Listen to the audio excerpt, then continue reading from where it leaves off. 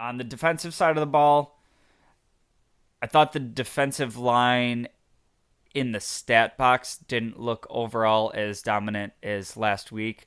Um, but I think last week was kind of one of those outlier weeks. As good as this revamped defensive line looks, you're not going to have a team that averages 7 sacks a week in and week out through this NFL season. I thought this was more of what we can expect to see, like pretty consistently, and then have some highs from there. But I think this game was about the floor of what you're going to see from this defensive line. Um, Obviously, doing it without Ed Oliver in there, kind of testing the depth a little bit, getting some of these other guys a little bit more run. Um, Von Miller was overall by like Von Miller standards held in check a little bit. That still meant that he was making tackles in the backfield. He was stuffing the run.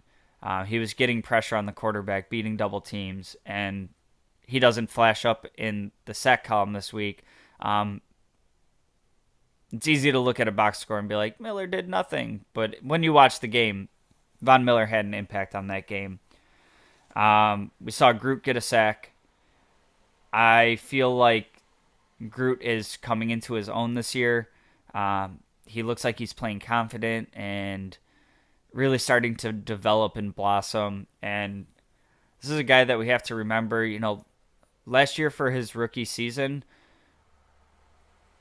I feel like he played pretty consistently. He was involved with stuffing the run. He was doing his assignments.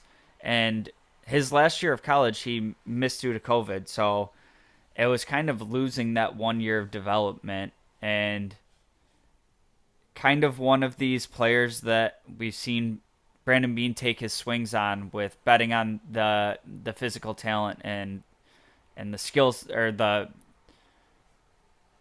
tools there to work with versus the actual production right now. And I don't know if that's just the work that he's putting in, if it's just kind of following his development arc. Maybe Von Miller being in the building is kind of helping him round out his game. But I think we're starting to see a little bit more consistency from Rousseau, and he's in the backfield. He's stuffing the run. He's getting after the quarterback. He's making plays. So that was very exciting to see for me. I really love Groot, and if he turns into half the player that I think he's going to be, we're going to have a great defensive end for a long time. And the most important thing about this defensive line, and this is where I say kind of the floor of what the defensive line is, that even feels kind of wrong to say, because when you're looking at defensive line and it's a heavy passing league, like the sexy stats are, sacks, batting balls, forcing bad interceptions, all that. What I'm looking at for this game, and this is where I'm really happy with this defensive line, for a team that was susceptible to the run last year, and a guy coming into this game in Derrick Henry, who single-handedly made a lot of teams look really silly, a lot of individual players look really silly. This defense holds Derrick Henry to 13 carries for 25 yards.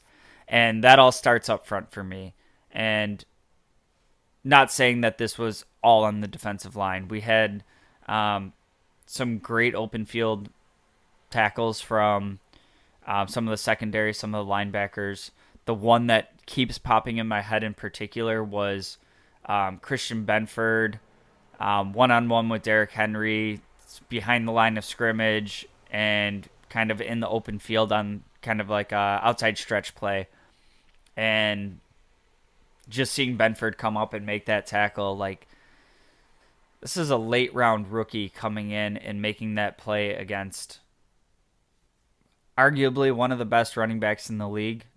Now, I will say, Derrick Henry's coming back from an injury. He did play in a playoff game last year, but had a pretty significant injury. So maybe he's still coming back from that. Maybe he's a little.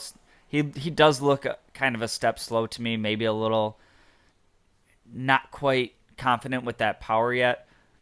But that's Derrick Henry right there, and his name alone strikes fear into some of these players. So